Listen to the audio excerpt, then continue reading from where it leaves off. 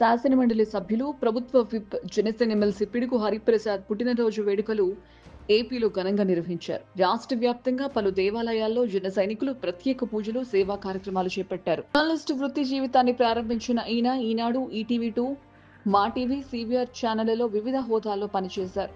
అంచెలంచెలుగా ఎదుగుతూ జనసేన పార్టీ ఆవిర్భావం తర్వాత ఆ పార్టీ మీడియా విభాగం అధిపతిగా వ్యవహరిస్తున్నారు.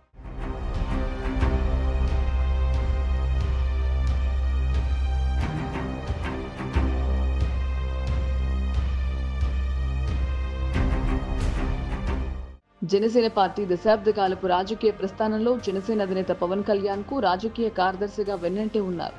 ఆయన పార్టీకి చేసిన సేవలకు గుర్తింపుగా 2024 జూలై 12న ఎమ్మెల్సీ ఉప ఎన్నికలో జనసేన ఎమ్మెల్సీ అభ్యర్థిగా పిడుగు హరిప్రసాద్ ని జనసేన అధిష్టానం ప్రకటించింది. అయితే ఆ ఎన్నికల్లో ప్రత్యర్థులెవరూ పోటీలో లేకపోవడంతో ఆయన కౌన్సిల్కు ఏకగ్రీవంగా ఎన్నికయ్యాడు.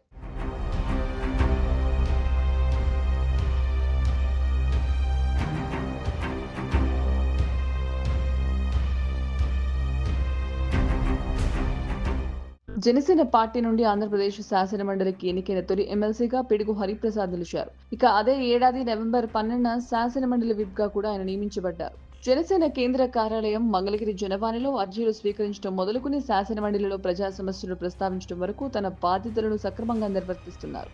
అంతేకాదు, నేటికి జనసేన పార్టీ పిలుపునిచ్చిన ప్రతి కార్యక్రమాన్ని పర్యవేక్షిస్తూ పవన్ ఎమ్మెల్యేగా గెలిచిన పిఠాపురం నియోజకవర్గాన్ని దత్తత కూడా తీసుకున్నారు.